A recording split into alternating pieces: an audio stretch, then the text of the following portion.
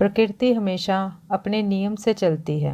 इस बार भी ठीक समय पर बसंत आ गया था।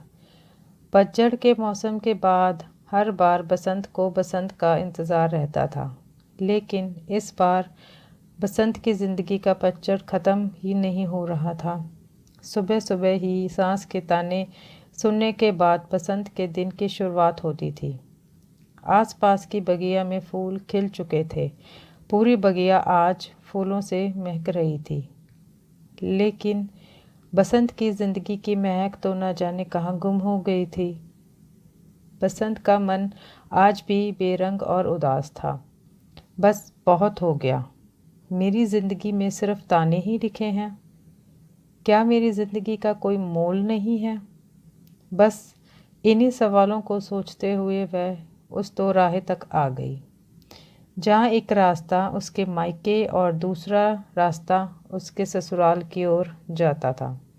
लेकिन दोनों रास्ते पर उसे उसकी मंजिल कहीं नज़र नहीं आ रही थी। कहाँ जाना है बहन जी? ऑटो वाले ने पूछा। कहीं नहीं, कहते हुए मन ही मन बुड़बुड़ाए जा रही थी। माँ ने पराया धन समझकर दूसरों को सौंप दिया और सास ने पराई जाई कहकर प्यार और अपनापन नहीं दिया।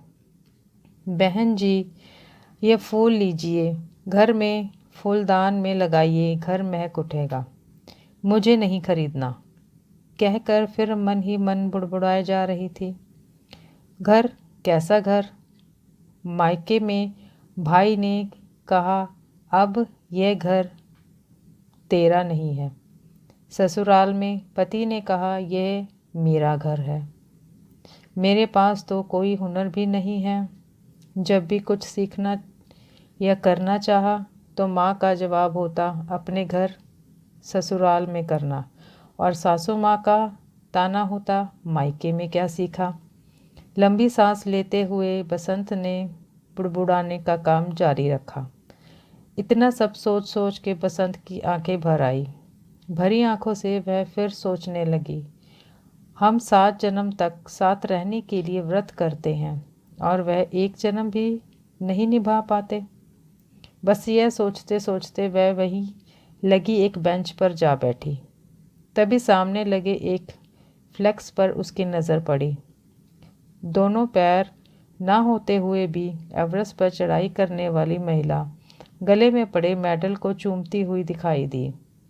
उसने बड़े गौर से उस फ्लेक्स पर देखा, फिर अपने आप पर गौर किया। कुछ ही पल लगे उसे संभलने में। एकाएक उठ खड़ी हुई। उसे तो जैसे अमृत की बूंद मिल गई थी। ईमानदारी और आत्मविश्वास के साथ दोनों राहों को छोड़ निकल पड़ी अपनी राह खुद बनाने। आज उसके जीवन में असली बसंत का आगमन हो चुका था।